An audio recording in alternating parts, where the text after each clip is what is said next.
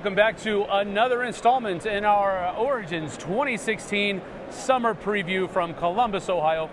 You're watching the Dice Hour. I'm Sam, and I am here with Steven from IELLO. He's going to show us Oceanos. So take it away, Steven. What do we got here? This is Oceanos. This is a game by Antoine Boza, of course, of Seven Wonders fame. Yeah. He designed this for us. He's also working on our sequel, Welcome Back to the Dungeon. So he's got a couple of characters in there. But in this game, we're all submarine drivers exploring undersea. All right. We're trying to discover what we can, whatever we can find undersea. We might be collecting animals, finding coral beds, collecting treasures, and using our submarine to be able to do that. Our submarines are upgradable as well. Yeah. So depending on what your play style is and how you want to upgrade your submarine, you're going to be able to tailor the experience to what you want to do. Very cool. All right. So you kind of start out with this initial submarine that the bay can hold 3 different fish or 3 different animals in it. We have a fuel tank here that holds only 1 fuel. We have a propeller, a pretty mild propeller. And then we also have here a diver bay that can hold the divers. Okay. In this case, this one is set up such that it's at the start point of the game. Okay. And you've got all your basic equipment. Also, there's only 1 periscope here. All right. As you can see in some of the other pieces, as we upgrade and decide where to upgrade our sub, we divers, we more can hold fuel, more fish, more fuel, and more periscopes. So. That's very cool. So through the play of the game, you'll be turning over as you acquire cards, which is an interesting drafting technique in itself. Yeah. But as you acquire cards, you're going to be playing them out one at a time. So prior to setting these up, maybe on my turn, I end up playing a card here. Yeah. And then play would continue around for each player. As I play cards, I'm going to be able to decide what type of animals I want to collect. Now, only different animals are viable for collection. Okay. So if I collect more than one of the same animal in this round, it's not going to help me anymore. Okay. Also, I have to remember I've only got space for 3 animals in here. So I can collect 8 different animals, but if I only have space for 3, I can only score 3. Okay. There are going to be 3 different rounds. There's a round of the upper surface of the ocean, the middle surface of the ocean, where we had these cards a moment ago. This is a little bit later in the game. Yeah.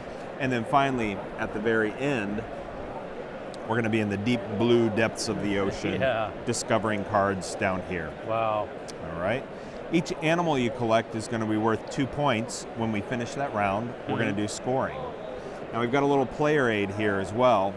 The player aid serves to be able to remind you how you're going to score during rounds 1 and 2. Okay. And then on the back side, we have round 3 for final scoring. Okay. So it's slightly different for round 3. So is this the number of points that you're going to get? That's the order we're going to score in. Okay. So for rounds 1 and 2, we're actually going to move this here to the end of our row, if this were the end of the round, and it adds to the tableau. And it also, in a moment, we're going to talk about what this base is useful for. Okay. But it's going to tell us that first we get to take our base. Our base is going to be used for upgrades. Okay. Second, we'll score these items. And third, we're going to be able to pick up our fuel that we used. Okay. All right. So we talked about the fish. Each of the creatures are worth 2 points. I'm going to score points from over here from my submarine. My submarine right now is only, the tail of my submarine is only 0 points. Right. But if I added and maybe upgraded later, and added this tail on, every time we scored, I would get 2 points from that tail. All right. And then finally, there's the Kraken eye. The Kraken eye, you don't want to have the Kraken eye. You never do. I can't think of a game where you want too many Kraken eye. But at the end of each round, whoever has the most Kraken eye accumulated in that row is going to have to take a penalty. The penalty tokens are here. They're randomized at the start of the game.